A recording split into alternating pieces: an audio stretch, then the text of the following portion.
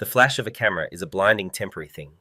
For Josephine Shaw standing on the marble steps of the Metropolitan Museum of Art, each flash felt like a tiny explosion erasing a piece of her soul. Her husband, the titan of industry, Nathaniel Price, stood beside her, but his hand on her back was a gesture of ownership, not affection. He smiled for the cameras, a predator's grin, while his eyes, cold as the December air, were already scanning the crowd for someone else. In less than 24 hours, that single searching glance would detonate a scandal that would shatter her world, leaving her with nothing but a name she no longer wanted and a settlement designed to buy her silence. But they all forgot one thing sometimes. When you bury a seed in the dirt, you're not ending it, you're planting it. The air in the grand hall of the Met Gala was thick with the scent of expensive perfume and ambition. It was the annual Olympus of New York society, and Nathaniel Nate Price was its Zeus. His company, Price Global, a behemoth of traditional energy and logistics, had its tentacles in everything from oil shipping to private aviation. Tonight, he was being honored for a recent philanthropic donation, a calculated move to soften the public image of a man known for his ruthless corporate takeovers. Josephine Josie Shaw, his wife of 12 years, floated beside him in a deep sapphire gown. She had chosen it herself, a rare act of independence. Nate's stylist usually handled these things, dressing her like a beautiful silent accessory. But tonight she'd wanted to feel like herself. The feeling was fleeting. "Smile, Josie," Nate murmured, his voice a low growl that didn't reach his teeth. "The Wall Street Journal is here. You look tense." She forced a smile, the muscles in her face aching from the effort. "I'm just a bit overwhelmed, Nate. It's a lot." He scoffed, a barely audible sound. "This is our life. You should be used to it by now." He turned his attention to a senator, gliding their way, leaving her in his social wake. This was the pattern of their marriage. Josie had been the quiet partner, the one who organized their life with silent, flawless efficiency. She'd managed their 3 homes, vetted the staff, remembered the birthdays of his board members, and entertained his soulless business partners with a grace he took for granted. She had been his sounding board in the early days, the one who'd listened to his wild ideas in their cramped first apartment, believing in the man long before the billion-dollar fortune. Now that man was gone, replaced by a monument of ego and steel. Later, during the dessert course, she saw it. The look. It was a glance across the room, subtle but electric, and it wasn't for her. It was aimed at Victoria Beaumont, a raven-haired art dealer whose reputation for social climbing was as legendary as her beauty. Victoria met his gaze and gave a slow, deliberate smile that was both a promise and a challenge. Josie's blood ran cold. It wasn't the first time she'd suspected, but it was the first time she'd seen the evidence so brazenly displayed. The drive home to their Fifth Avenue penthouse was a silent, suffocating affair. The city lights blurred past the tinted windows of the Rolls-Royce, each one a star in a galaxy she no longer belonged to. "Who is she?" Josie asked, her voice quiet but firm, breaking the silence. Nate didn't feign ignorance. He was too arrogant for that. He simply kept his gaze fixed on the road ahead. "Victoria Beaumont. She's a consultant for the new modern art wing we're funding." "A consultant?" Josie repeated the word, tasting like ash. "Is that what they're calling it now?" He finally turned to look at her, his expression not of guilt, but of annoyance. "Don't be dramatic, Josephine. It's nothing." "It didn't look like nothing, Nate. The way you looked at her, the way she looked at you, it was everything." The argument escalated the moment they stepped into the cavernous, sterile apartment. Voices were raised for the first time in years, hers filled with the pain of a decade of devotion being rendered meaningless, his filled with the cold fury of being questioned. "I gave you everything," he boomed, his voice echoing off the floor-to-ceiling windows. "This apartment, the clothes, the status. You were a librarian's daughter from Ohio. I made you Mrs. Nathaniel Price." "I never asked for any of this," she cried, tears finally breaking free. "I asked for a husband, a partner, the man I married, not this monster in a bespoke suit." His face hardened into a mask of cruel decision. The fight went out of him, replaced by something far more terrifying: indifference. "You're right," he said, his voice dropping to a chilling calm. "This isn't working anymore. I want a divorce." The words hit her with the force of a physical blow. He said it so easily, as if discarding a stock that was underperforming. The next morning, his lawyer, a shark named Mr. Albright, was waiting for her in the dining room. Nate was already gone. Albright laid out the terms. It was on paper a generous settlement, a one-time payment of $10 million, plus the deed to a small apartment on the Upper West Side. But it came with an ironclad non-disclosure agreement. She was to never speak of their marriage, his business, or his personal affairs. She was being paid to disappear. $10 million. Josie said, a hollow laugh escaping her lips. Nate's watch collection is worth more than that. This isn't a settlement, it's severance pay. Mr. Price feels this is more than fair, Albright said, his face impassive. It will allow you to live a very comfortable life. A comfortable life. She looked around the penthouse she had designed, at the art she had chosen, at the life she had built. Nate's net worth was estimated at over $20 billion. This wasn't fairness, it was a final insulting act of dismissal. He wasn't just ending their marriage, he was quantifying her worth to him, and the number was an insult. She signed the papers, not out of defeat, but out of a sudden, desperate need to be free of him, of the gilded cage she had mistaken for a home. Within a week she was gone. The society pages buzzed for a few days, reporting on the quiet, amicable split. A month later, they were publishing glossy photos of Nathaniel Price and his stunning new partner Victoria Beaumont at a charity auction in Monaco. Josie Shaw was already forgotten. She moved into the anonymous apartment, a space that felt both too big and too empty. Her friends, who were really just satellites in Nate's orbit, stopped calling. She was a ghost in a city that had once been her kingdom. For weeks, she did nothing but stare out the window, watching the world move on without her. The $10 million felt like counterfeit money in her bank account. It was the price of her silence, the cost of her erasure. She was alone, humiliated, and utterly lost. This was her rock bottom. A desolate, lonely place where the only thing left to do was look up. The first few months were a blur of grief and disorientation. The silence of the new apartment was the loudest sound she had ever heard. In the penthouse there had always been the hum of staff, the ringing of Nate's multiple phones, the distant thrum of the city. Here there was only the sound of her own breathing and the ticking of a clock marking time she no longer knew how to fill. One rainy Tuesday, while unpacking a long-forgotten box of college memorabilia, her fingers brushed against a worn, leather-bound thesis. The title, embossed in faded gold leaf, read, "Decentralized Photovoltaic Grids, a Sustainable Model for Urban Energy."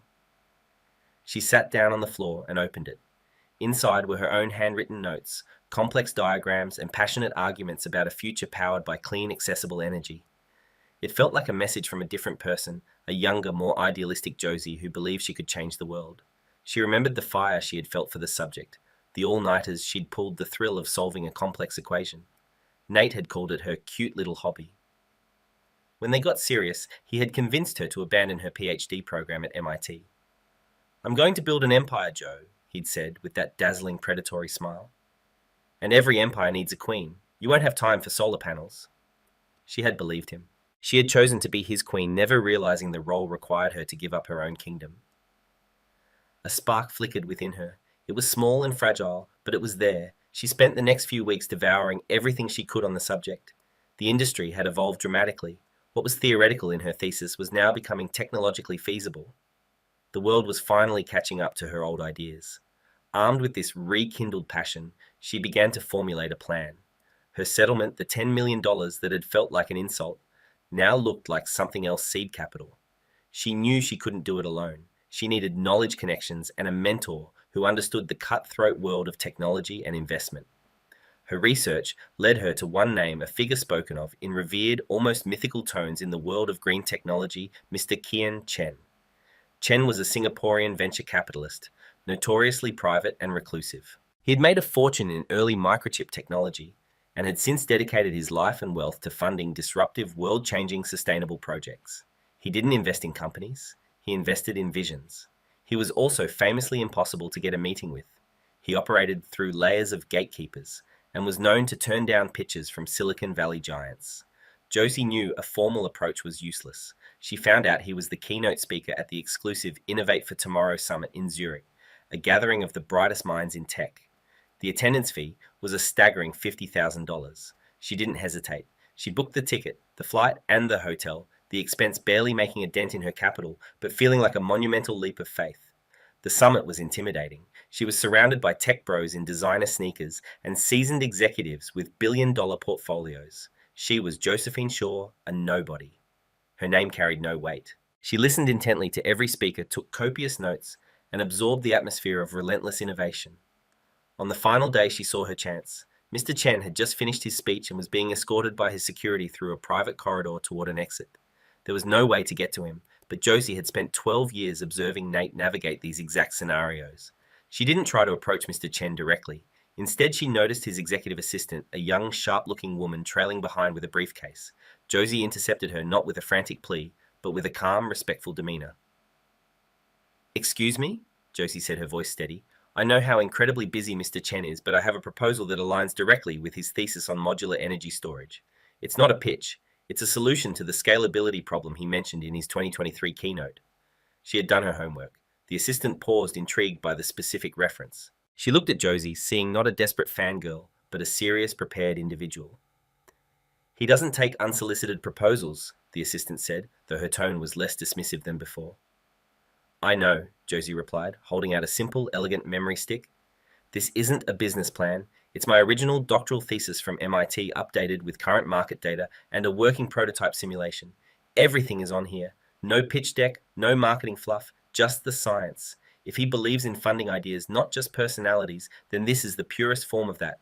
My name is Josephine Shaw." The assistant hesitated, then took the drive. "I can't promise anything." "I don't expect you to," Josie said with a small smile. "Thank you for your time." She walked away, her heart pounding. She had taken her shot. For 2 weeks she heard nothing. She returned to New York, a crushing sense of anticlimax settling in. Maybe she had been naive. Maybe the world didn't work like that. Then an email appeared in her inbox. The sender was Kay Chen. The subject was a single word: intriguing. The body of the email was brief. "Your thesis was ahead of its time. The simulations are impressive. I am in New York next week. Be prepared to defend your work. My office will send a car." Josie stared at the screen, reading the words over and over. A single tear rolled down her cheek. It wasn't a tear of sadness or grief. It was a tear of vindication. The flicker in the darkness had just ignited into a flame. The forgotten queen was about to start building her own empire. The car that arrived was a discreet black sedan, a world away from Nate's flashy, custom-built Maybach. It took her not to a gleaming skyscraper in Midtown, but to a quiet, unassuming brownstone in Greenwich Village. This was Mr. Chen's way: substance over style. Kian Chen was a man in his late 60s with a serene face that belied a razor-sharp intellect. He greeted her not with a handshake, but with a slight bow. For 3 hours, he didn't ask about profits or marketing. He grilled her on the science. He poked holes in her methodology, challenged her assumptions, and pushed her on the physics of her energy storage solution. It was the most rigorous and exhilarating intellectual battle of her life. She held her own, her old passion translating into confident, articulate answers. Finally, he leaned back, and a rare smile touched his lips. "Nathaniel Price is a fool," he said simply. Josie was taken aback. "You know who I am." "Of course," Mr. Chen said, taking a sip of his tea. "The first thing I do when I consider a partnership is understand the person. Your divorce was loud in certain circles. He discarded you. He saw a beautiful ornament, but he missed the diamond cutter's mind, his loss." He slid a single piece of paper across the table. It was a term sheet. He was offering her not just funding, but a true partnership. He would provide an initial $50 million access to his network of engineers and fabricators in Asia, and his personal guidance. In return, he would take a 30% stake in the new venture. "We will create a name for you that is entirely your own," he said. "What will you call your company?" Josie thought for a moment, thinking of the energy fields and the clean, invisible power she wanted to harness. "Aura," she said. "Aura Innovations." The next 5 years were a relentless grind. Josie poured every ounce of her being into Aura. She moved out of her apartment into a small studio to free up more personal capital for the business. She worked 18-hour days fueled by coffee and a burning desire to prove herself. She flew to manufacturing plants in South Korea, negotiated with raw material suppliers in Germany, and built a small, brilliant team of engineers who believed in her vision as much as she did. There were countless setbacks. A key patent was challenged by a competitor. A prototype battery pack catastrophically failed during a crucial test. A potential early investor pulled out at the last minute, spooked by the volatility of the energy market. Through it all, Mr. Chen was her rock, offering quiet wisdom and unwavering support. "True strength, Josephine," he once told her over a video call, "is not the absence of failure. It is the refusal to be defined by it." Aura's first major breakthrough came not in the US but in Europe. The city of Lisbon, Portugal, was looking for a radical solution to modernize its aging tram system and reduce its carbon footprint. Mainstream giants, including a subsidiary of Price Global, offered conventional, expensive proposals. Josie saw an opportunity. She and her team worked for a month straight designing a bespoke, decentralized power system for the entire tram network. It used a combination of regenerative braking to capture energy from the trams themselves, and their patented high-efficiency, small-footprint battery storage units at each station, all powered by solar panels installed on the station roofs. It was audacious, innovative, and according to their projections, would save the city millions in energy costs over the long term. She flew to Lisbon herself to make the presentation. She stood before the city council not as a billionaire's ex-wife, but as the CEO and chief engineer of Aura Innovations. She spoke with a clarity and passion that was undeniable. She didn't sell them a product. She sold them a sustainable future. Aura won the contract.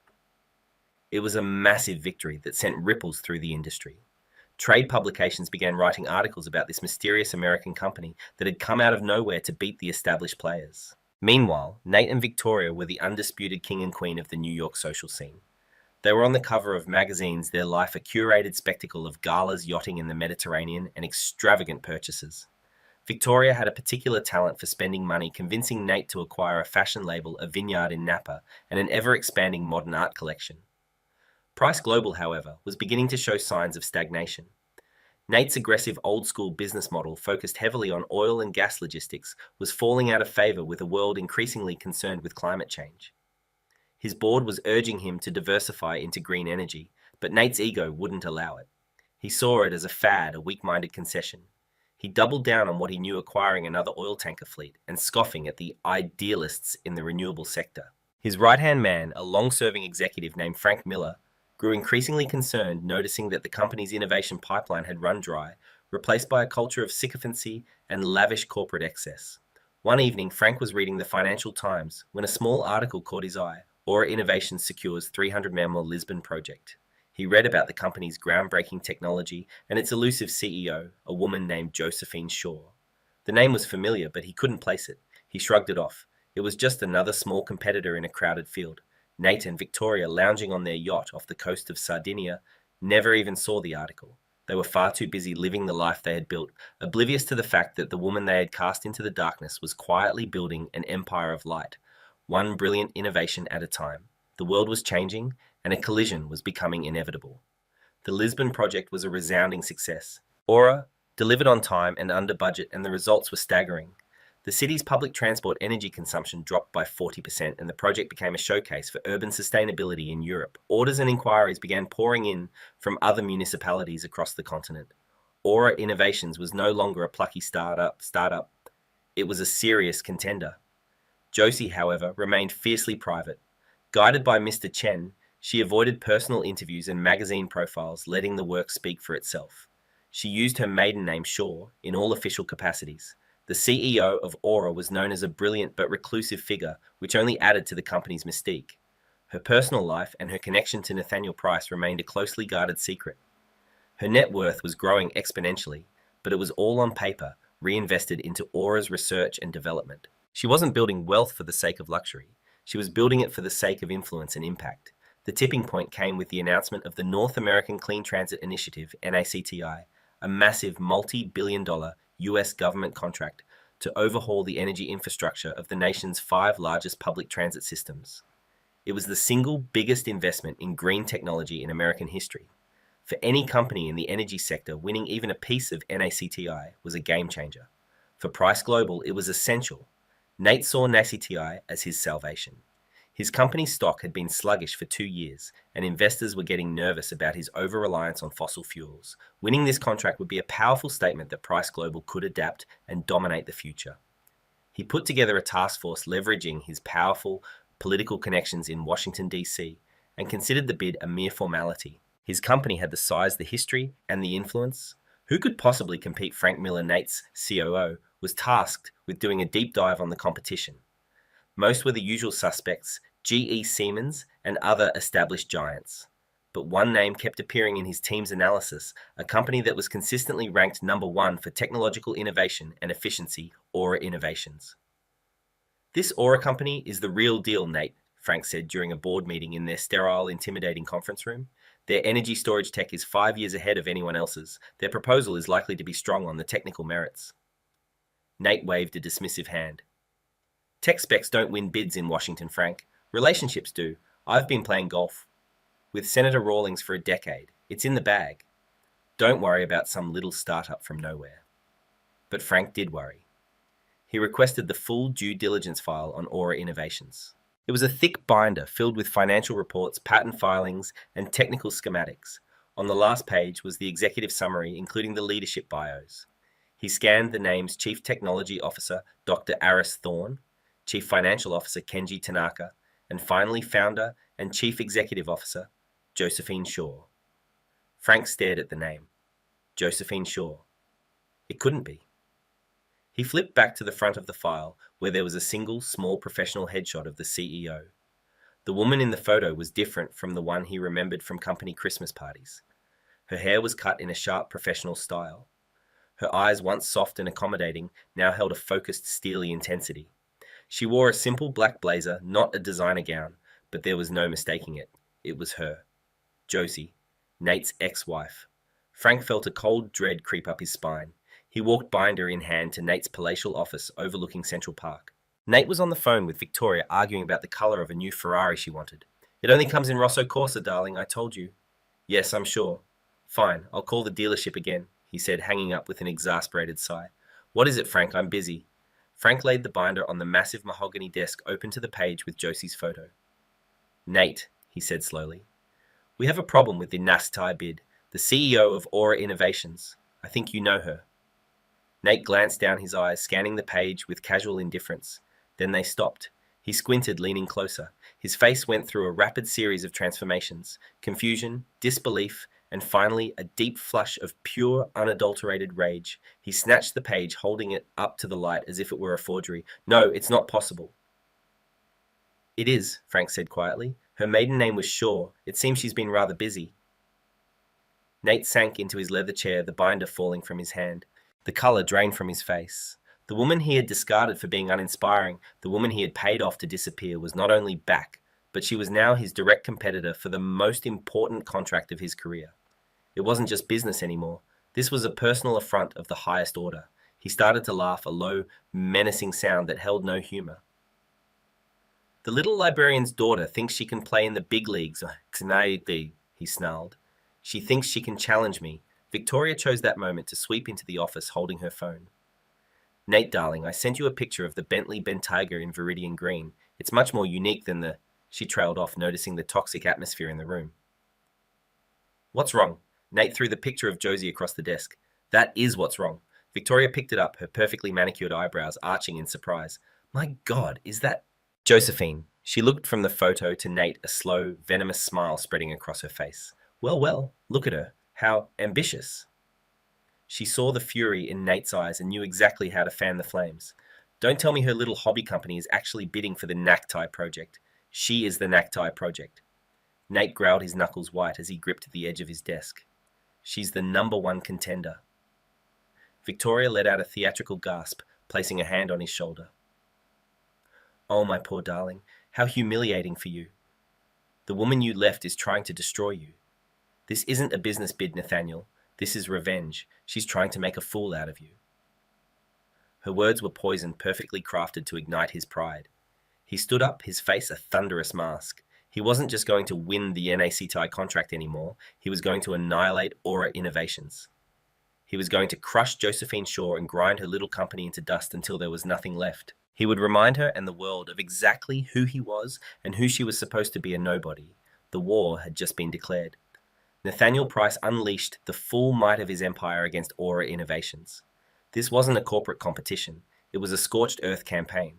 His first move was to attack Josie's credibility using the media as his weapon. He hired a notorious public relations firm known for its dark arts, and within days, articles began to appear in tabloids and on gossip websites. They painted Josie as a vindictive ex-wife, a scorned woman, using her divorce settlement to fund a petty vendetta. They hinted at emotional instability and suggested her success was solely due to her mysterious benefactor Mr. Chen framing him as a puppet master and her as a clueless figurehead. They dug up old photos of her at galas on Nate's arm, contrasting the socialite with the supposed tech genius she now claimed to be.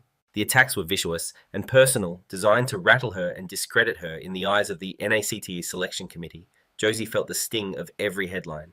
It was a public flogging, but years of building Aura from the ground up had forged steel in her spine. Do not respond. Do not engage, Mr. Chen advised her from Singapore. Let the dogs bark. We will win with facts, not with filth. Your work is your only necessary response. Josie followed his advice. While Nate was fighting a war in the press, she was focused on the actual project.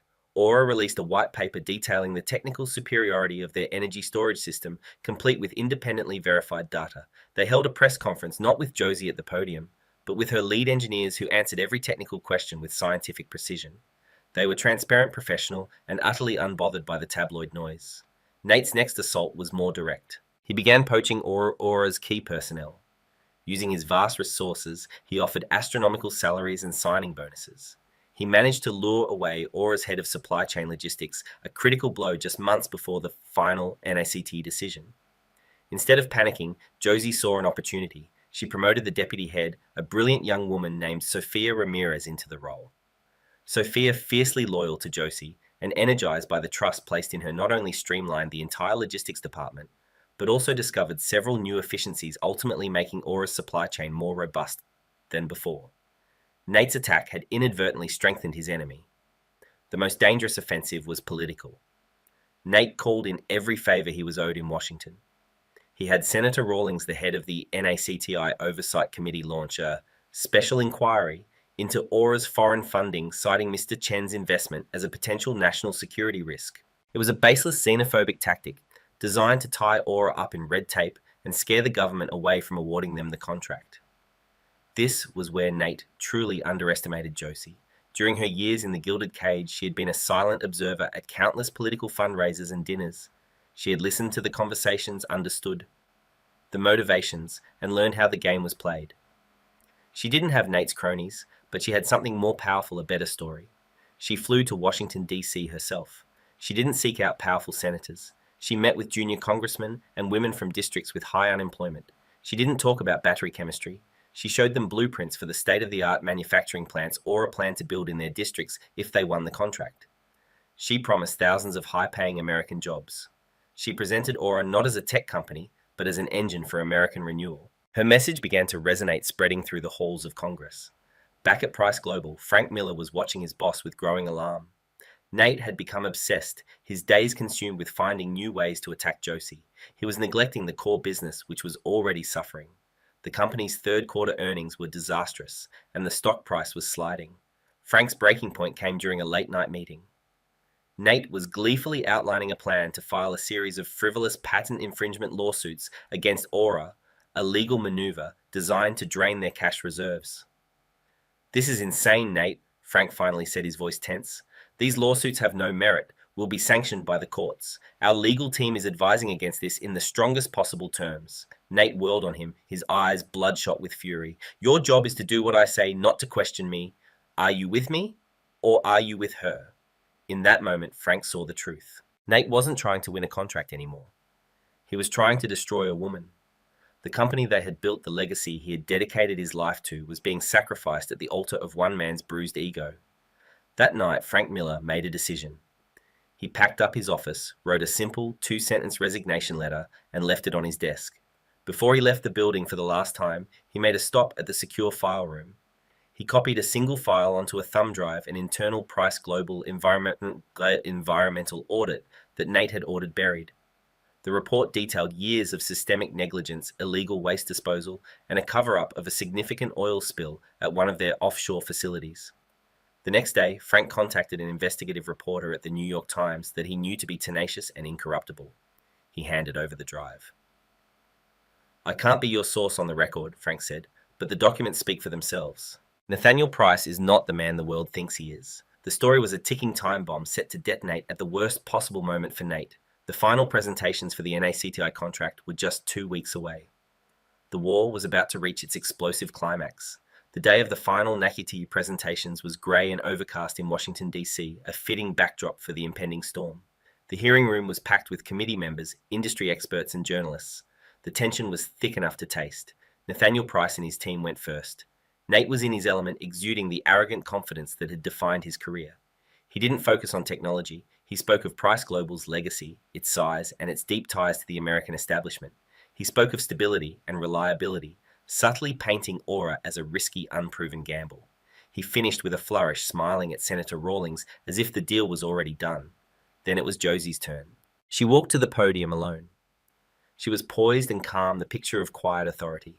She wore a simple, dark blue suit, a deliberate choice to project professionalism, not glamour. "Good morning, members of the committee," she began, her voice clear and steady. "Mr. Price has spoken about the past. I am here to talk about the future." For 30 minutes, she laid out Aura's vision. She used crisp, data-driven slides showing the clear superiority of their technology, the long-term cost savings, and the environmental benefits.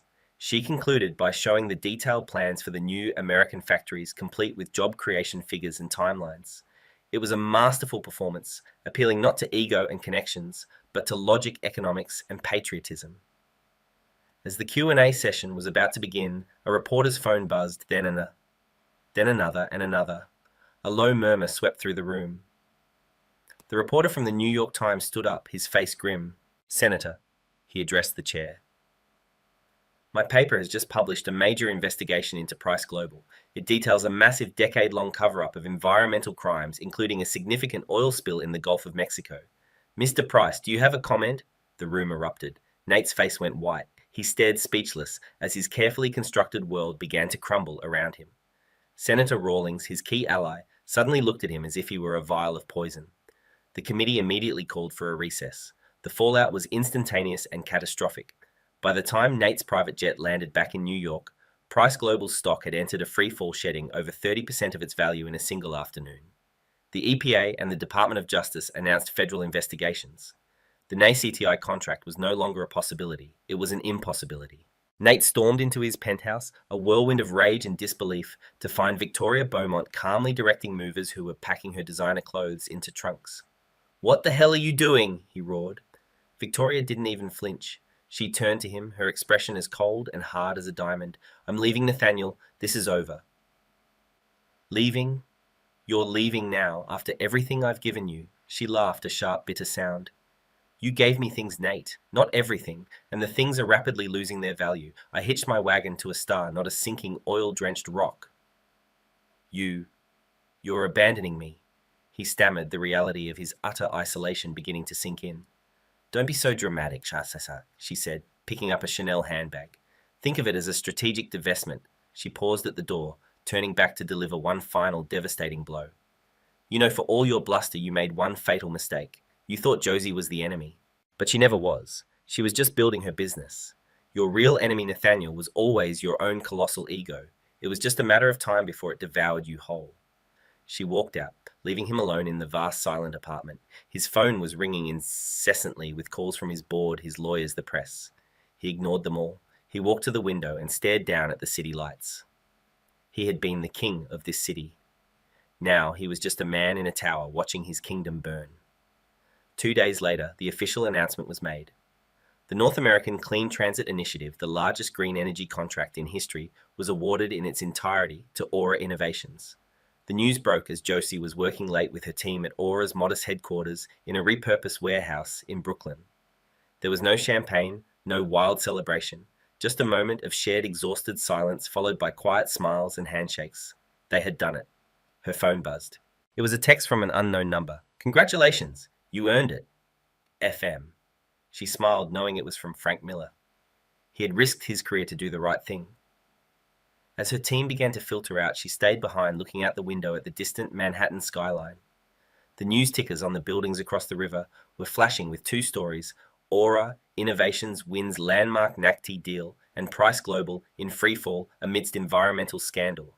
Her company's valuation had skyrocketed, officially making her a multi-billionaire, her net worth now far eclipsing Nate's dwindling fortune. But as she stood there, she didn't feel a sense of vengeful triumph. She felt something quieter, deeper. A sense of peace, a sense of purpose. She hadn't set out to destroy Nathaniel Price. She had simply set out to build a better version of herself. His destruction was just a byproduct of his own creation. The war was over and she had won. In the months that followed, the 2 empires continued on their divergent paths. Price Global was carved up and sold for parts to pay the colossal government fines and settle the dozens of class action lawsuits. Nathaniel Price, stripped of his CEO title and his seat on the board, became a pariah. His name, once a symbol of power and success, was now synonymous with corporate greed and environmental crime. He was forced to sell the Fifth Avenue penthouse, the art collection, and the fleet of private jets just to cover his personal legal fees. One afternoon, he found Josie's new business address and showed up unannounced. He looked smaller, diminished, the bespoke suit hanging loosely on his frame. The fire in his eyes was gone, replaced by a hollow desperation. "Josie," he said, his voice raspy as she met him in the lobby. I just wanted to say I was wrong. About everything. About you." Josie looked at the man before her. She felt no anger, no hatred. She felt only a distant, sad pity. He wasn't apologizing because he was sorry. He was apologizing because he had lost.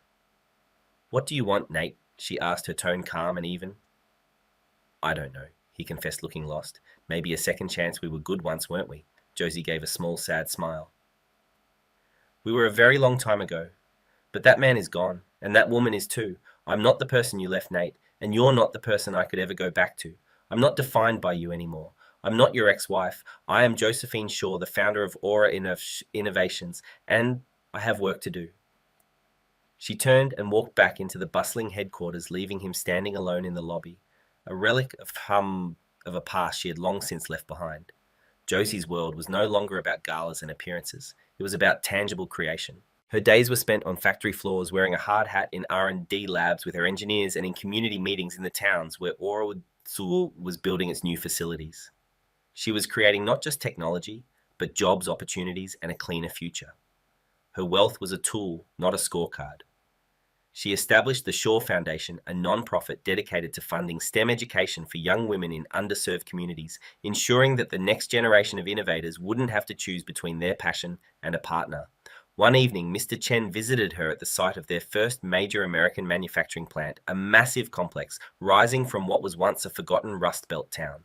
They stood on a hill overlooking the facility, its solar panel-covered roof gleaming in the setting sun.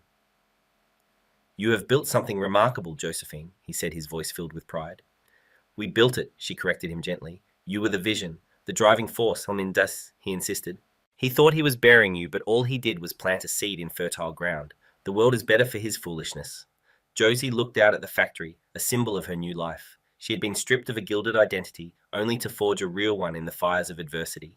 She had lost a fortune built on the past and created a new one built on the future. Her success wasn't revenge. It was reclamation. The reclamation of her name, her passion, and her power. She was no longer the woman behind the man. She was the woman leading the way, and her dawn was just beginning. 2 years passed. The world, as it always does, moved on. The spectacular collapse of Price Global became a business school case study on hubris, while the ascent of Aura Innovations became a textbook example of disruptive innovation. For Josephine Shaw, these were no longer dramatic headlines, but the settled facts of a life she had rebuilt from the ashes. The real measure of her victory wasn't found in the financial pages, but in the low, efficient hum of the new electric bus fleet gliding through the streets of Seattle, or in the sleek, solar-powered trams now crisscrossing the city of Austin. It was in the tangible reality of the Naisitai project coming to life city by city. Today she was in Chicago for the official launch of the revitalized L train system, now running entirely on Aura's decentralized power grid. She stood not on the main stage with the politicians, but in the crowd wearing a simple Aura-branded jacket over a pair of jeans. She watched as the first train pulled silently into the station, its doors opening to a cheer from the crowd. She wasn't watching the train. She was watching the faces of the people, the commuters, the families, the children pointing in wonder. This was the echo of her work, the real dividend on her investment of pain and persistence. After the ceremony, she attended a small reception hosted by the city. A young woman with bright, eager eyes approached her hesitantly. "Ms. Shaw, I'm sorry to bother you. My name is Maria Sanchez. I'm a postgraduate engineering student at Northwestern." Josie smiled warmly. "It's a pleasure to meet you, Maria. Are you enjoying the day?" "It's more than that," the young woman said, her voice thick with emotion. "I'm here because of you. I'm the first recipient of the Shaw Foundation's Women in STEM doctoral scholarship. Your grant is the only reason I could afford to continue my research. You're changing lives, Ms. Shaw. My life." The word struck Josie with more force than any contract win. This was her legacy, not just in watts and grids, but in the ignited potential of another human being. She had created a cycle of empowerment. "The world needs more brilliant minds like yours, Maria," Josie said, placing a hand on the young woman's shoulder. "All I did was open a door. You're the one who is going to walk through it and build what's next." Later that week, back in New York, she had her quarterly lunch with Frank Miller. He had started his own successful risk management consultancy, helping companies navigate the new, ethically focused corporate landscape. I heard a whisper about Nate, he said, stirring his iced tea.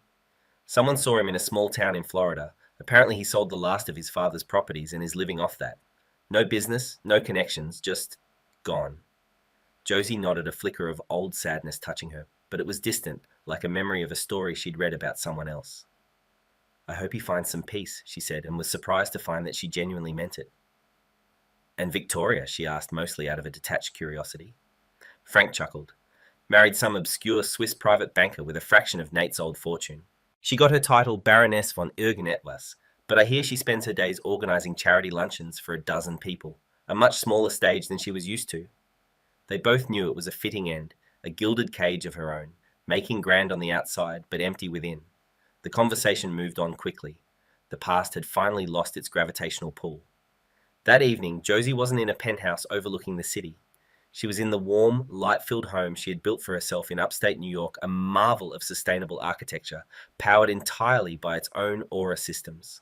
The house wasn't designed to impress, but to function to comfort. The walls were lined not with expensive art, but with bookshelves overflowing with texts on physics, engineering, and history. She sat at her drafting table, a cup of tea steaming beside her, looking not at a stock ticker, but at a set of blueprints. It was a new idea. She'd had a plan for small, modular atmospheric water generators for arid communities powered by a new generation of solar film. It was ambitious, difficult, maybe even impossible. A smile touched her lips. She picked up a pencil and began to sketch the soft scratch on the paper, the only sound in the quiet house. It was the sound of creation, the sound of her future, and it was a sound that was entirely beautifully her own. So what is the true measure of wealth? Is it the number in a bank account, the penthouse overlooking the city, or the name on the side of a building? Josephine's story teaches us that real value lies not in what you possess, but in what you create. She was left with what her husband thought was nothing, but she used it to build everything. Her journey from a heartbroken ex-wife to a global powerhouse is a powerful reminder that our lowest moments can be the foundation for our greatest triumphs. It's a testament to resilience, passion, and the quiet strength of a vision for a better future. Her story proves that the greatest revenge isn't loud and destructive. It's building a life so magnificent and meaningful that your past becomes completely irrelevant. If this story inspired you, please hit that like button, share it with someone who needs to hear it, and don't forget to subscribe for more real-life dramas of triumph and transformation. What happens when you're at the lowest point of your life, sitting in a sterile conference room, about to sign away the last decade of your life? Your ex-husband is across the table, his arm draped around his new younger wife, who is busy admiring her Audemars Piguet watch. He smirks as you sign the papers, telling you that you're a relic destined to be stuck in the past. You walk out into the rain, utterly defeated. Then your phone rings. It's a lawyer from Sullivan and Cromwell requesting your immediate presence. You think it's a mistake, but you go. And that's when you discover that while your ex was showing off his new watch, you were about to inherit an empire. The air in the conference room at Rothwell and Finch was the color of weak tea and smelled of expensive, soulless carpet cleaner. Amelia Hayes felt like a ghost haunting the scene of her own demise. For the past 6 months, her life had been a slow, agonizing bleed. Today was the cauterization. Across the vast, polished expanse of the mahogany table sat Ethan Davenport, the man who had once promised her forever, and had instead delivered a meticulously itemized spreadsheet of their shared assets, heavily weighted in his favor. He wasn't alone. Clinging to his arm was Chloe, his upgrade. Chloe was a symphony in beige. Her cashmere sweater, her tailored trousers, her impossibly high heels, all in slightly different shades of cream and tan. A palette that screamed effortless wealth. Her blonde hair was so artfully highlighted, it looked like spun gold, and on her wrist a rose gold. Audemars Piguet Royal Oak watch caught the dreary afternoon light. She wasn't looking at the legal documents. She was admiring the way the diamonds sparkled. Ethan, meanwhile, looked like he had been sculpted from the pages of a men's finance magazine. His Tom Ford suit fit him like a second skin, and he radiated the smug, unassailable confidence of a man who had just won. And he had. He had drained their joint accounts for a year to fund his secret life with Chloe, then used the best lawyer's money could buy to ensure Amelia, with her university archivist's salary, would be crushed under the weight of legal fees if she dared to fight. "Can we expedite this?" Ethan asked, his voice a smooth baritone that Amelia now recognized as a performance. He gestured vaguely in her direction. "Some of us have a 2 o'clock tea time at Winged Foot." Amelia's lawyer, a kindly but outgunned public interest attorney named Sarah, cleared her throat. "We are simply waiting for Ms. Hayes to sign the final dissolution agreement, Mr. Davenport.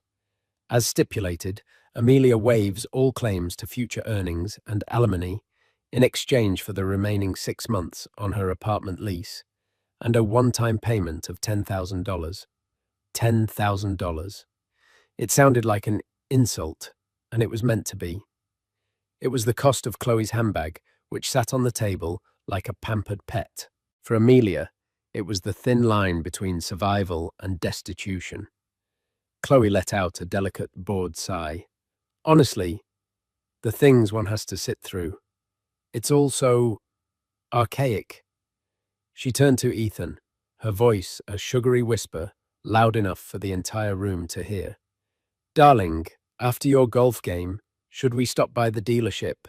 The new Porsche Taycan in chalk white is simply divine." Amelia's hand resting on the document trembled slightly. They had test-driven a sensible Subaru the year before he left, and he'd told her they couldn't afford it. The lies were so numerous, so layered, they had formed the very foundation of their last years together. Ethan leaned forward, fixing Amelia with a look of profound theatrical pity. "Just sign it, Ames. It's for the best. You can go back to your books, your dusty old manuscripts. It's where you belong." He lowered his voice, but the intent was for it to carry. "Let's face it, you were always more comfortable in the past. You're an archivist. You preserve things that are dead. It's what you do. You were never built for the future for this world." The cruelty of it was breathtaking. He had taken the one thing she was passionate about, her love for history, for the stories and legacies left behind, and twisted it into a pathetic weakness. He was framing his betrayal not as his failure, but as her destiny. Chloe added the final, devastating flourish. She glanced at Amelia's simple navy blue dress, a dress she'd owned for 5 years, and then down at her own diamond watch. "Some people are just vintage, I suppose, and not in a charming way." A hot, acidic rage clawed its way up Amelia's throat. She wanted to scream, to tell Chloe that her future was built on stolen money and a hollow man, to tell Ethan that he was a coward and a thief. But she knew it would only delight them. It would be the hysterical reaction they expected from the woman they had so thoroughly discarded. So she did the only thing she could. She picked up the heavy, gold-plated pen. She channeled all her pain, all her humiliation into the point of that nib. She looked at the signature line, her name typed beneath it. Amelia Hayes. No longer Davenport. The name had felt like a costume for a year. Now she was finally taking it off. With a steady hand that betrayed the storm inside her, she signed. The ink was black and final.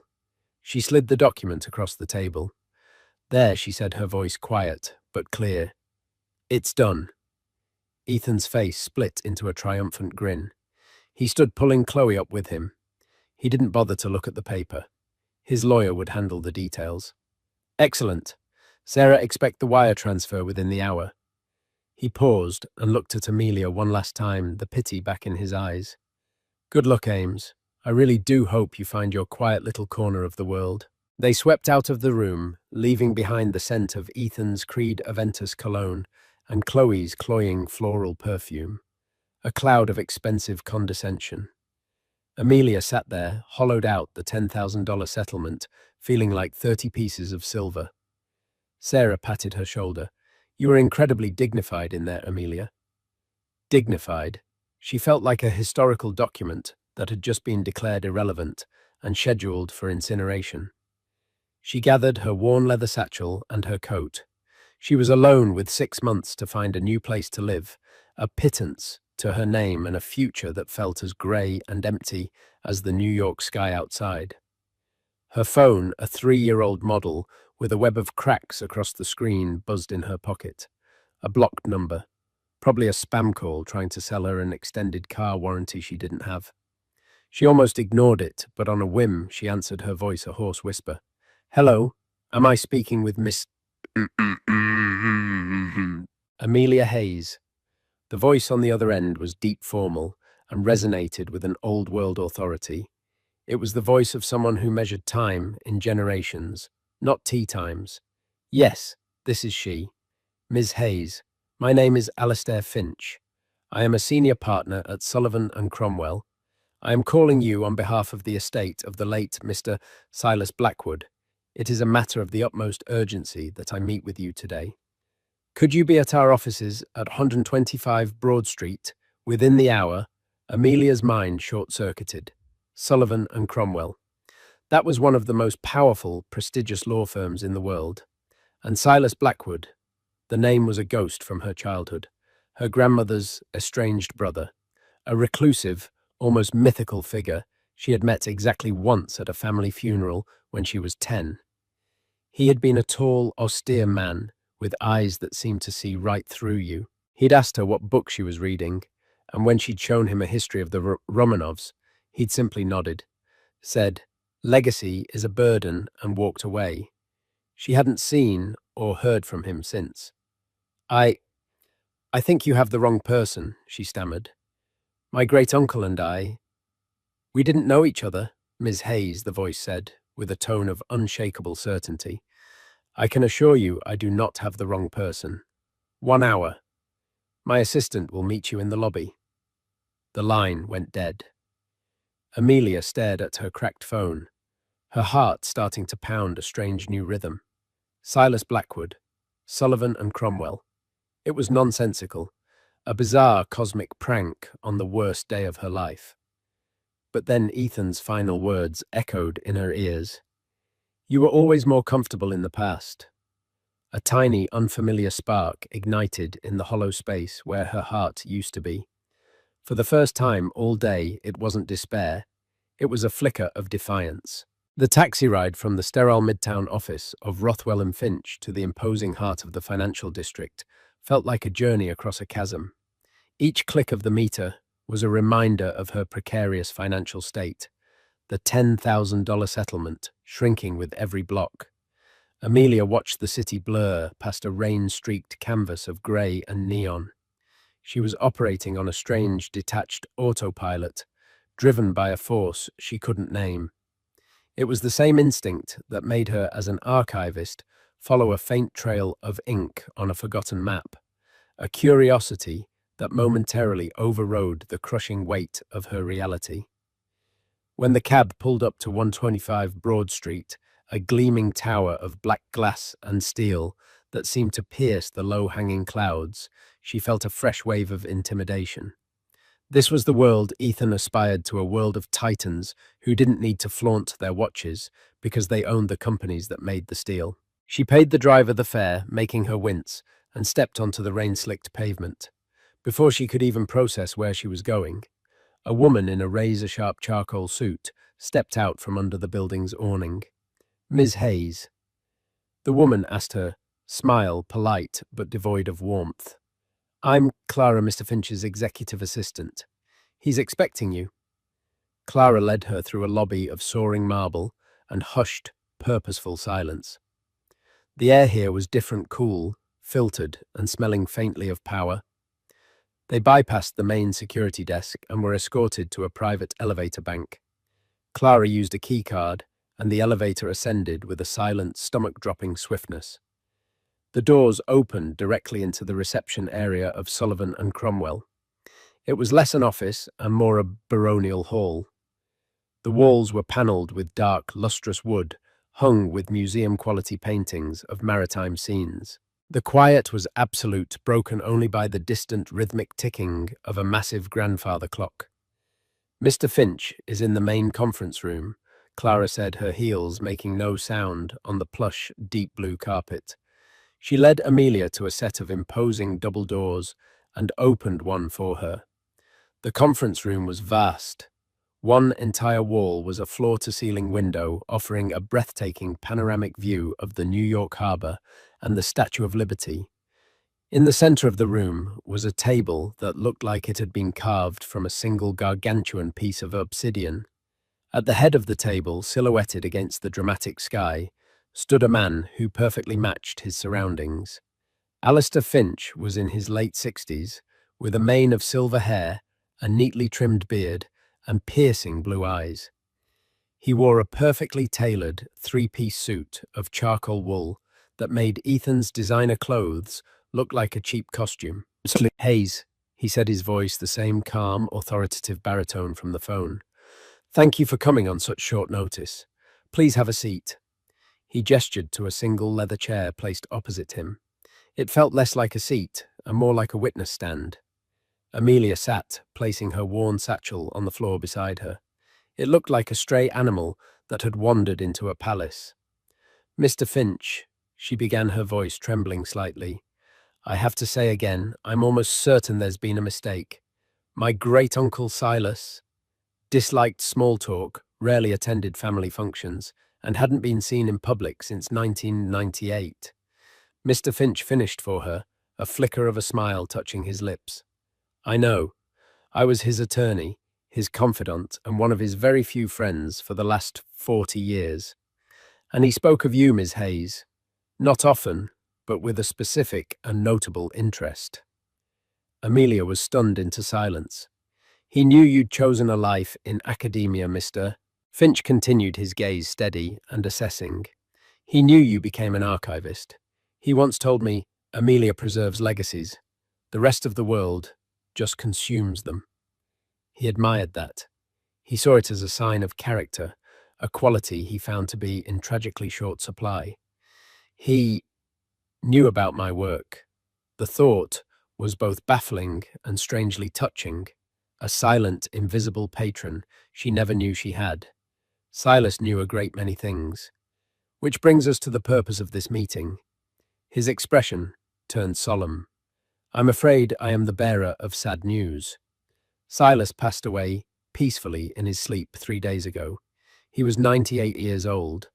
His instructions upon his death were explicit and absolute. The first was to seal his estate from all outside inquiries. The second was to contact you.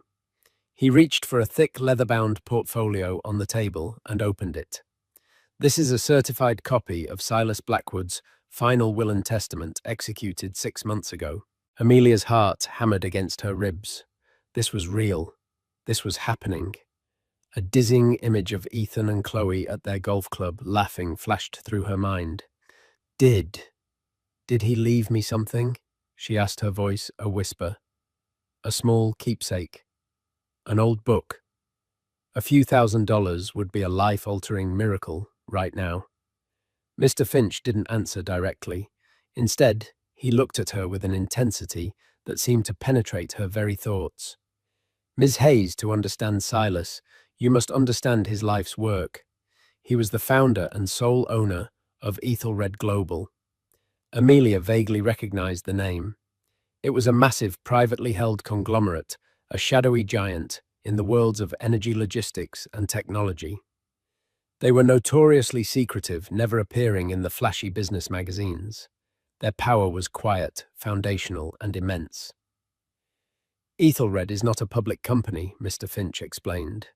As such, its value is not subject to market whims. However, a recent internal audit places the conservative net worth of its holdings at approximately $75 billion. The number hung in the air, so vast and abstract, it seemed to suck all the oxygen from the room. Amelia felt lightheaded. She gripped the arms of the chair to steady herself. Mr. Finch continued, his tone never wavering. Silas had no children. His other relatives are distant cousins to whom he has left modest but generous trusts. He believed that inherited wealth without purpose was a corrupting plague. He wanted his empire, his legacy, to be stewarded, not just spent. He wanted someone with a sense of history of duty, someone who understood that the past must be preserved to build a worthwhile future. He slid a single sheet of heavy cream-colored paper across the polished table. It was a handwritten letter. The script was spidery, but forceful. Amelia, it began. If you are reading this, my account is closed. Do not mourn me. 98 years is more than enough. I met you only once, but I never forgot the girl reading about fallen empires while the rest of the family gossiped. I have followed your career from a great distance. You chose a noble, quiet, and unprofitable profession. You chose legacy over currency. For that, you have earned my respect and now my burden. Amelia looked up from the letter, her eyes wide with disbelief. Burden read the rest, Mr. Finch urged gently. Ethelred Global is a powerful beast, and it is surrounded by jackals who would tear it apart for scraps. I am not giving you a treasure chest, my dear. I am giving you a throne and a kingdom full of courtiers and assassins.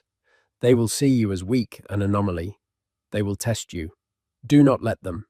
Your skills as an archivist are more valuable than any MBA. You know how to find the truth buried in mountains of paper. You know how to spot a forgery. And you know the value of a story that has endured. This company is my story. Do not let them erase it. He had signed it simply, Silas. Tears pricked at Amelia's eyes. This man she barely knew had seen more in her, understood more about her than the man she had shared a life with. Mr. Finch let the weight of the letter settle before he delivered the final, earth-shattering statement.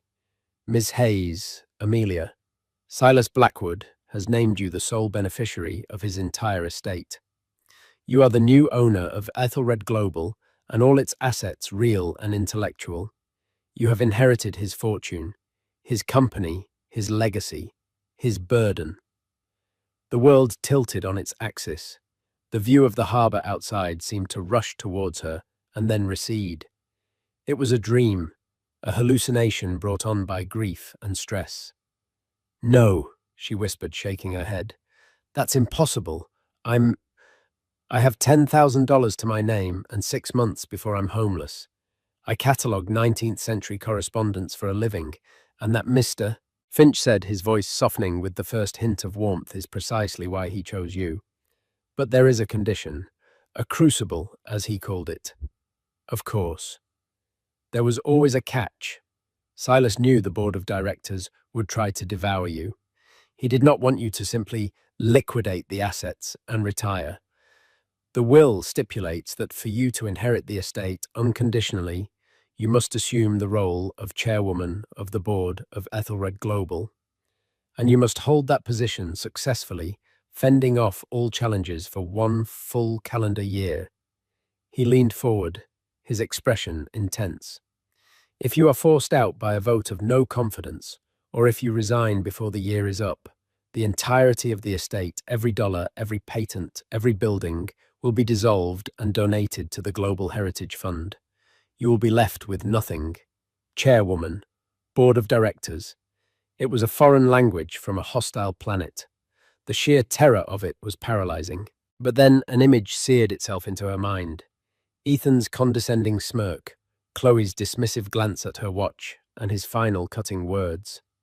You're an archivist. You preserve things that are dead. A cold, unfamiliar fire began to burn in her veins. Silas hadn't seen her as an expert in things that were dead. He'd seen her as a guardian of things that lived on.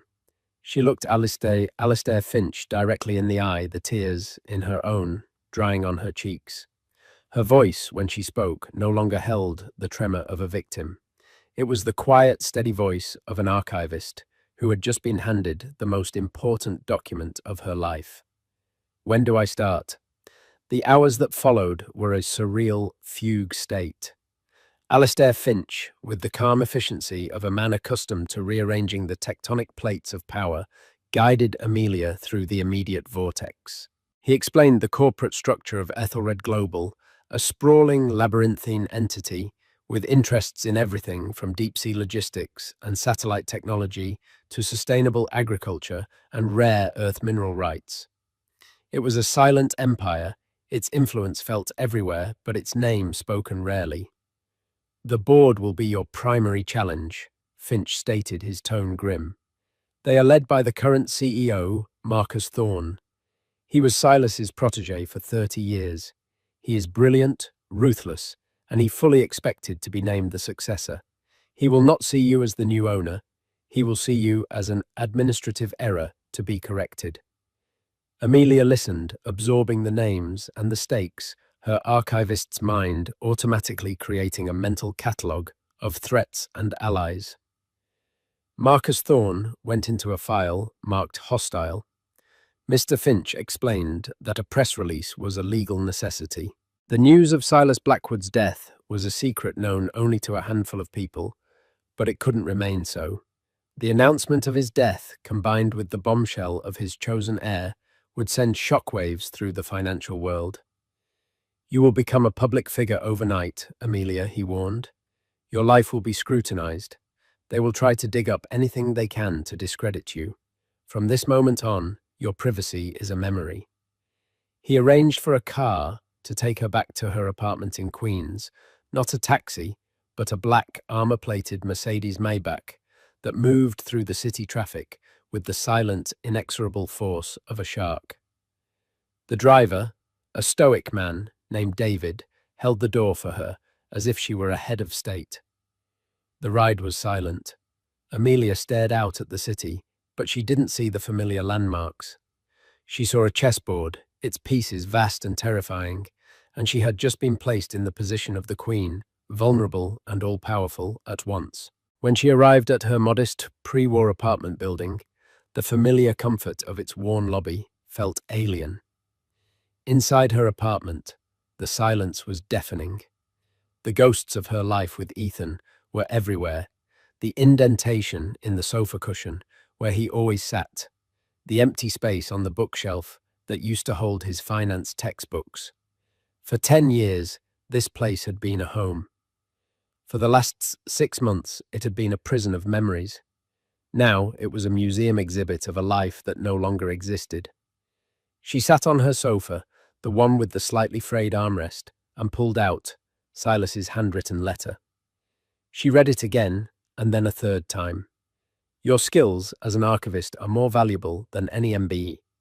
You know how to find the truth buried in mountains of paper. It wasn't just a validation.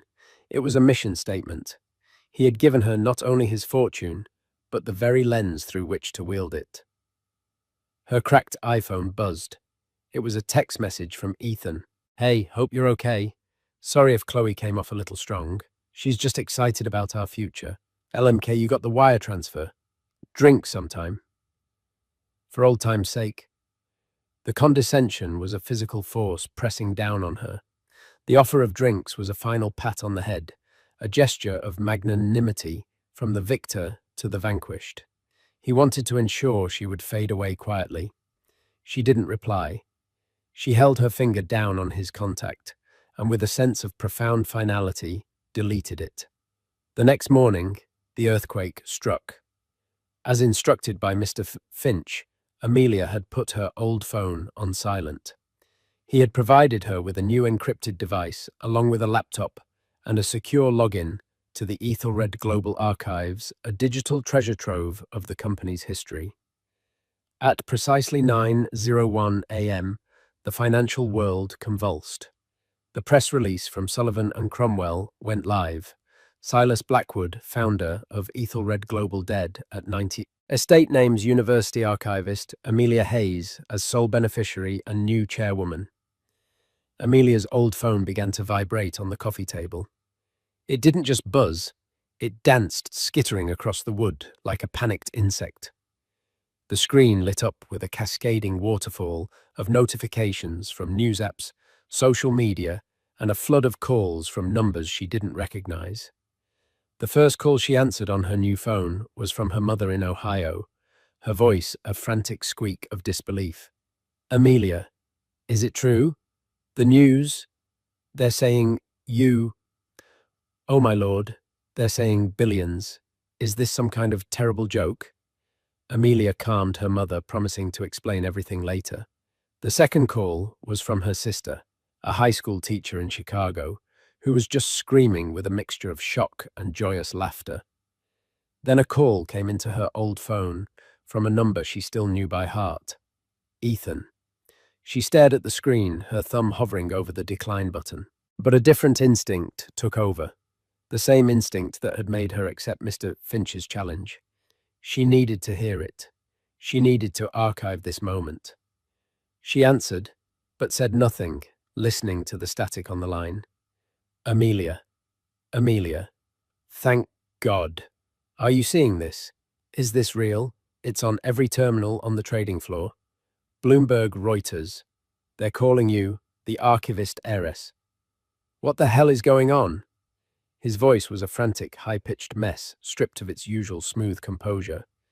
It's real. Ethan, she said, her voice a calm, flat C, a beat of stunned silence, then the sound of a sharp, ragged breath. Oh my God, he whispered. His tone shifted instantly, becoming slick, conspiratorial, urgent. Okay, listen to me. Amelia, you can't trust these people. These lawyers, these corporate sharks. They're going to try to take everything from you. You don't know this world, but I do. I can protect you. We can manage this. Together. The sheer, unmitigated audacity of it was a wonder to behold. Amelia repeated the single word, dripping with ice. Yes, we... Think about it. I know finance.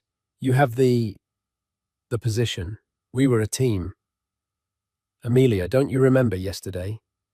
Yesterday was a mistake. I was under a lot of pressure. Chloe, she doesn't understand our history. That settlement, the 10,000. It was just a formality. I was going to give you more, I swear. He was a frantic, pathetic liar, and for the first time she saw him not with the lingering pain of love, but with the cold, clear eye of a historian analyzing a failed leader. You said I belong in the past, Ethan, she said, softly, twisting the knife he himself had forged. You said I was a relic. Why would you want a relic as a partner? I didn't mean it like that. I was trying to motivate you. I always knew you had this potential in you, this hidden strength. He sputtered, his desperation palpable. She heard a shrill voice in the background, Chloe. Ethan. Who are you talking to? Is it her? What is going on? My mother just forwarded me an article from the Daily Mail. Just a second, honey. Ethan hissed his hand, failing to muffle the sound. Amelia, listen to me. We have to meet. Tonight. We can fix this. I can fix this. I'll get rid of Chloe. It was always you, Amelia. It was always you.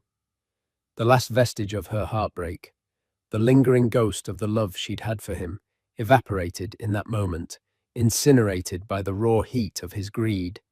He hadn't just betrayed her, he had never even known her. Goodbye, Ethan, she said, her voice devoid of all emotion. No, wait, Amelia. Don't hang up. We can be powerful, more powerful than you can imagine. Amelia, she ended the call. Immediately, he called back. She declined. He called again. She powered the old phone down for the last time. She stood up and walked to the window. Outside her building, a news van from Channel 4 was pulling up to the curb. A reporter was already setting up a camera. The siege had begun. Her old life was over. It had been signed away yesterday, but only now was it truly gone, burned away by the rising sun of her new reality. She was no longer Amelia Hayes, the jilted wife. She was Amelia Hayes, the chairwoman of Ethelred Global, and she had an empire to learn. The days that followed were a crucible. Amelia's quiet queen's apartment became a gilded prison, besieged by a relentless horde of reporters and paparazzi. Alistair Finch, anticipating this, orchestrated her extraction with the precision of a special forces operation. In the dead of night, she was moved into a sprawling, multi-floor residence at the top of the Time Warner Center at Columbus Circle, an anonymous fortress of glass and steel with its own private entrance and security detail. The residence was a world away from her book-filled apartment. It was a minimalist masterpiece of marble glass and muted tones, with panoramic views of Central Park that felt more like a simulation than reality. It was beautiful, sterile and profoundly lonely. It was Silas Blackwood's New York home, a place he hadn't visited in a decade. Amelia's new life was a structured, 18-hour-a-day immersion course in being a billionaire. Her mornings were spent with tutors, a retired Wharton professor for finance, a former diplomat for corporate governance, a stone-faced woman who taught her security protocols. Her afternoons were spent with Alastair Finch, dissecting the complex anatomy of Ethelred Global. But her nights were her own, and in the quiet solitude of her glass tower, she did what she did best. She went to the archives. The company's digital archives were her sanctuary. For hours, she would read through decades of board meeting, minutes project proposals, internal memos, and most importantly, Silas's private correspondence. She began to see the company not as a corporate entity, but as a living history. She saw the audacious risks Silas took in the early days, the betrayals he suffered, the loyalties he cultivated. She saw his vision evolve from a hungry, ambitious enterprise to a global power with a deep, almost feudal sense of responsibility. In his letters, she saw his growing disillusionment with the modern world's obsession with short-term profit. They are dismantling the cathedrals to sell the stones, he wrote to a friend in one letter. And she saw the rise of Marcus Thorne, his name appearing again and again, first as a brilliant young analyst, then as a ruthless division head, and finally as the CEO, his memos growing increasingly focused on quarterly returns and shareholder value, a language Silas himself seemed to rarely use. She saw the slow, subtle shift in the company's soul. Her first board meeting was scheduled for the following week. Finch warned her it would be an ambush. "Marcus will try to make you look like a fool," he said during one of their sessions. "He will present something complex, something laced with jargon, and demand an immediate decision. He wants to prove to the board that you are an empty dress, a placeholder. Your first test is to not take the bait." The days leading up to the meeting were a blur of preparation. Amelia barely slept, her mind a whirlwind of financial terms and corporate bylaws. The public scrutiny was relentless. Ethan and Chloe had embarked on a full-scale media tour, casting themselves as the tragic, concerned loved ones. Page 6 of the New York Post ran a story with the headline, "Billionaire Heiress, Mentally Fragile, Fears Ex-Hubby." In the article, a source close to the couple claimed Ethan was worried the sudden wealth had caused a mental break, and that he was exploring his options to protect her from herself. It was a clear public threat, the first move in a campaign to declare her incompetent. The morning of the board meeting, Amelia stood before a full-length mirror. A stylist handpicked by Finch's office had assembled a wardrobe for her. It wasn't flashy, it was armor. A tailored dark grey Armani dress, low-heeled but formidable, Louboutin pumps, and her hair pulled back in a severe, elegant chignon. The woman in the mirror was a stranger, composed, formidable, and radiating a quiet power she didn't feel. When she walked into the Ethelred boardroom on the 80th floor of their Wall Street headquarters, the effect was immediate. The room, a glass-walled cage suspended above the city, fell silent. The 10 board members, a collection of grizzled industry veterans and sharp-suited financiers, stared at her as she entered. It was a unified, calculated display of intimidation. At the head of the table sat Marcus Thorne. He was in his late 50s, with a handsome patrician face, perfectly coiffed silver hair, and the cold, assessing eyes of a hawk. He didn't rise. He simply watched her approach, a faint, condescending smile playing on his lips. "Ms. Hayes," he said, his voice a low, rumbling purr of command. "Welcome to Ethelred. We were all so surprised to hear of your appointment." The word surprised was laced with venom. He meant appalled. Amelia walked to the empty chair at the opposite head of the table, Silas's chair. Mr. Finch took a seat slightly behind her, a silent, watchful presence. She placed her single, slim leather portfolio on the table, her hands steady, despite the frantic beating of her heart. She met Marcus Thorne's gaze directly. Mr. Thorne, I'm sure it was a surprise, but here we are. Her calm, direct response seemed to momentarily throw him off. He had clearly expected a stammering, terrified librarian. He recovered quickly. Indeed, well before we begin, I must speak for the entire board when I express our profound concern. Silas was a genius, but in his final years, his eccentricity was well documented. This, I'm afraid, seems to be his final and most damaging whim. A murmur of agreement went around the table. Ethelred is not a university archive. Ms. Hayes Thorne continued, his voice dripping with condescension. It's a multi-billion-dollar global entity navigating complex, volatile markets. It requires a lifetime of experience, not a passion for dead languages. It was the bait. He was trying to get a reaction to make her prove his point, that she was an emotional amateur. Instead, she thought of Silas's letter. You know how to spot a forgery. She opened her portfolio. Thank you for your concern, Mr. Thorne. I believe the first item on the agenda is your proposal for the acquisition of the Kestrel mining operation in the Democratic Republic of Congo. Thorne's smile widened. This was his chosen weapon. A complex, multi-layered deal involving a politically unstable region, labyrinthine mineral rights, and immense financial risk. It was the perfect trap.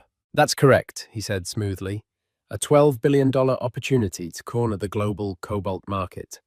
A bold, decisive move that will guarantee our dominance for the next decade. He launched into a presentation filled with charts, projections, and impenetrable jargon.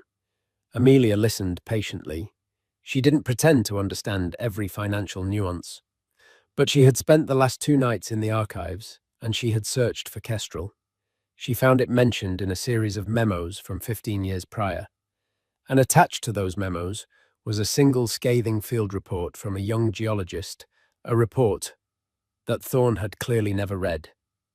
When he finished his presentation, he looked at her expectantly. So, Madam Chairwoman, do we have your approval to proceed? All eyes were on her. This was the moment, her abdication or her coronation. I have a question, Mr. Thorne. Amelia said, her voice quiet but carrying in the silent room. About the geological stability of the Eastern Concession. The initial survey from 2010 noted significant seismic volatility and a high water table, making deep-bore mining prohibitively dangerous and expensive. Has something changed? Thorne's confident expression faltered. He blinked, clearly blindsided. That was a preliminary survey. Our new data shows. I'm also curious about the political situation. Amelia continued, pressing her advantage. I read that the current Minister of Mines, Jean-Pierre Mbata, is the nephew of the general who led the 2015 coup in that province. A coup, I might add, that resulted in the nationalization of all foreign assets for 2 years. Is it wise to invest $12 billion in a country where our ownership is dependent on the whims of a single notoriously corrupt family? A wave of unease rippled around the table. These were risks the board members understood. Thorne had glossed over them, presenting the deal as a sure thing. Amelia delivered the final killing blow. But my biggest concern is this. She looked around the table. Silas Blackwood looked at this exact same deal 15 years ago. I found his notes on it in the archives last night. She paused for effect. He rejected it. His final comment on the proposal was a single sentence. Only a fool or a thief would build a palace on a fault line. The room was utterly silent. She had not used Thorne's language of profit and loss. She had used the language of the company's own history, the words of its founder as a weapon. She had shown them that she was not just the new chairwoman. She was the keeper of the company's memory, its conscience. Marcus Thorne's face was a mask of cold fury. He had been publicly humiliatingly outmaneuvered. Amelia looked at him, her expression unreadable. The Kestrel acquisition is denied. Now what is the next item on the agenda? She hadn't just survived, she had drawn first blood. The aftermath of the first board meeting was a quiet declaration of war. Marcus Thorne was too cunning to challenge Amelia directly again. Instead, he began a campaign of subtle sabotage, a death by 1,000 paper cuts. Crucial reports for meetings would arrive at her office minutes before they began, giving her no time for review. He instructed his division heads to overwhelm her with technical data, hoping to bury her in jargon. He became a master of passive aggression, praising her fresh perspective in meetings, while his allies on the board sighed and rolled their eyes. Simultaneously, the public war escalated. Ethan and Chloe were no longer just tabloid curiosities. They were professional victims. They hired a high-powered Hollywood publicist and began a carefully orchestrated media blitz. They gave a tearful primetime interview to Diane Sawyer, where Ethan, his face a mask of sorrow, spoke of the Amelia he once knew. She was this brilliant, gentle soul, he said, his voice thick with emotion. But this weight of responsibility, it's too much. I see her in these photos, and her eyes, they're like a stranger's. I'm not after the money. I just want the woman I love back from this corporate prison. Chloe, her hand resting on her barely perceptible baby bump, nodded sadly. We pray for her every night. The public narrative was insidious and effective. Amelia was painted as a cold, isolated figure, a tragic prisoner in a glass tower, while Ethan was the devoted ex-husband fighting to save her soul. It was a fairy tale in reverse, and the world was eating it up. The campaign was clearly designed to bolster their future legal claim that she was not mentally competent to manage her own affairs. Amelia felt the pressure closing in. The loneliness of her position was immense. She had no friends in this new world, only employees and adversaries. The board was a viper's nest of shifting allegiances, and Marcus Thorne was the serpent, charming them all. She knew she couldn't fight him on his terms. He was a master of corporate intrigue. She had to fight him on hers. Her only potential ally was a man she had only read about in the archives, Dr. Aris Thorne, Marcus's older, estranged cousin. Aris was the head of Ethelred's long-term research and development division, a semi-autonomous skunkworks that Silas had funded personally. Aris was a brilliant, eccentric scientist, responsible for some of the company's most important patents, but he was openly disdainful of the corporate culture Marcus had created. Silas's notes described Aris as the only man here who still looks at the stars. Amelia scheduled a meeting with him, not in the sterile boardroom, but at his labs in upstate New York. The facility was a stark contrast to the Wall Street headquarters. It was a chaotic, sprawling campus of greenhouses, workshops, and labs, humming with quiet, focused energy. Dr. Aris Thorne was a man in his 60s, with a wild mane of grey hair, a rumpled lab coat, and eyes that sparkled with fierce intelligence. He greeted her not with a handshake, but by showing her a prototype for a new water purification system powered by solar energy. Marcus thinks this is a waste of money, Aris said, his voice a gravelly boom. There's no quarterly profit in giving clean water to poor villages. He'd rather we invent a new flavor of soda. Silas funded this division for a reason, Amelia said, looking at the complex device. Aris's sharp eyes appraised her. So, the archivist has been reading. Tell me, what do you really want? Ms. Hayes, you've survived your first encounter with my cousin. Impressive, but he's a patient predator. He's circling you right now, waiting for you to bleed. I want to win, Amelia said simply. I want to honor Silas's legacy, not the version of it Marcus has created. But I can't do it alone. Marcus has the board. He has the system. I have a history book. History is a weapon, my dear Aris said, with a wry smile, if you know where to look. Marcus has one great weakness. He believes he is smarter than everyone else. He has become arrogant, and arrogant men leave tracks. He led her to his office, a cluttered space overflowing with books and blueprints. He pulled out a dusty box from a closet. These are Silas's old project files from the 80s and 90s. The hard copies. He never fully trusted the digital archives. He said paper has a memory that circuits forget. Marcus has no idea these still exist. If he's been cutting corners, if he's been hiding his mistakes, the evidence will be in here. It will be your ammunition. Amelia spent the next week in that dusty office, her hands covered in paper dust, feeling more at home than she had in months. She cross-referenced the physical files with the digital records, and slowly, a pattern of deception began to emerge.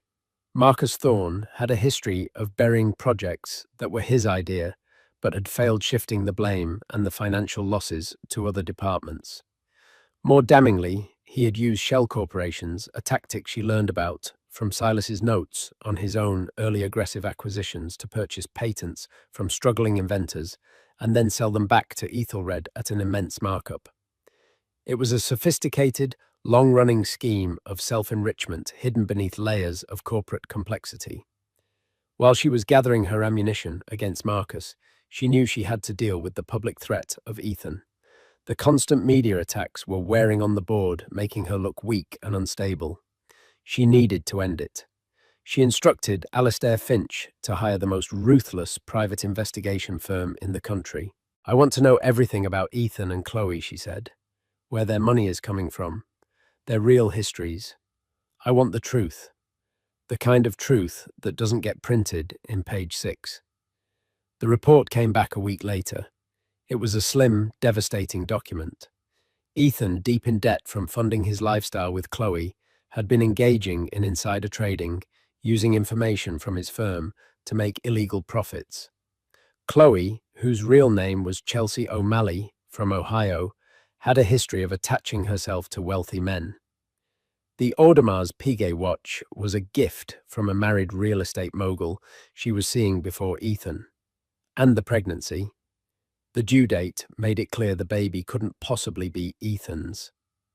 The final piece of the puzzle was a series of wire transfers. A shell corporation registered in the Cayman Islands had been making regular, large payments to Ethan. A shell corporation that Aris Thorne helped Amelia trace back to a slush fund controlled by Marcus Thorne himself.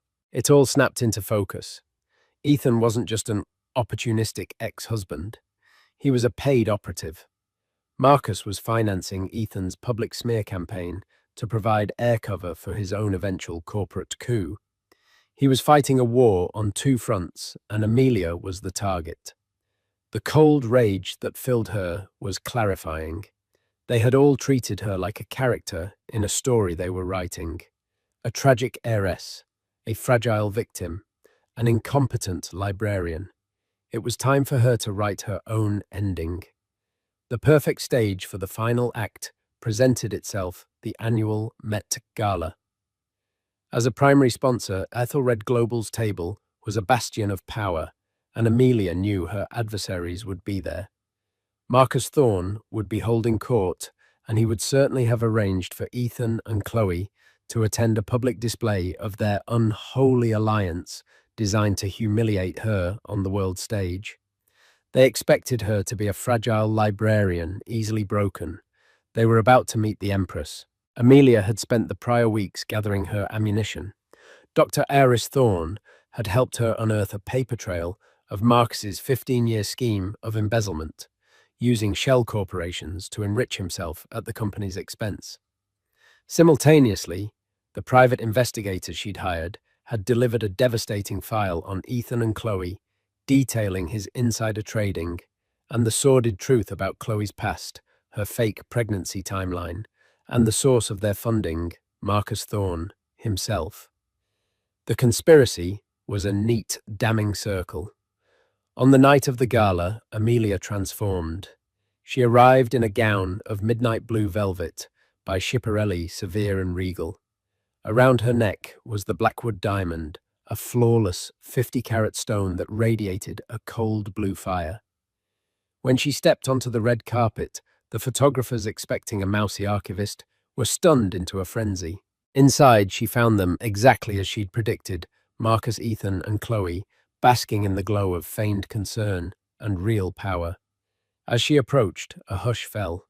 Amelia Marcus boomed, projecting for the audience of onlookers. "So glad you came. Ethan and I were just discussing how worried we all are. Ethan stepped forward, his face a mask of sorrow.